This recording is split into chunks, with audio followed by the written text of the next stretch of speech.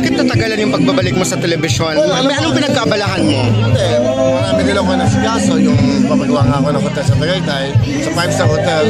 So, hindi naman yung, alam mo, tatiming mo lahat eh. Gusto ko pa ba ng taong bumalik? At pakiramdaman mo lahat yan eh, di ba?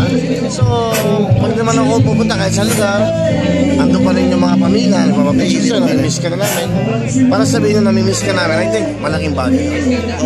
At nung sa Parodies 2015, meron talaga silang habang at may plano ka. May plano ka talaga. Done deal na daw, sir, ah. Then, Hindi pa done deal. maganda yung talagang sigurado na mahirap eh. Pero may lahat ng pag-uusap. bagay, lahat ng bagay pinag-uusapan, itinatama. Kung may mga dati kang pagkakamali, dapat ayusin mo. And then, yung time na 1 year, kasi October na October, November, December, January. 1 year and 3 months. 3 months. 15 months na ako wala. So, alam mo eh, ano ba naging pagkakamali ko? Bakit ganito?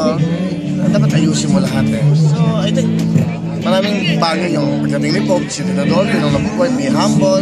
You know, sometimes, wala kang pamilya kasama sa buhay mo eh, nag-iisa ka lang, so walang nag-a-advise sa'yo kung sino yung mga tao. You know, realize mo na ito pa lang tamang gawin. So, kailangan you learn from your mistakes. So maraming realization, sir. Yes. Like for example, ano ba yung pinaka nag-hit First sa'yo? is material na bagay.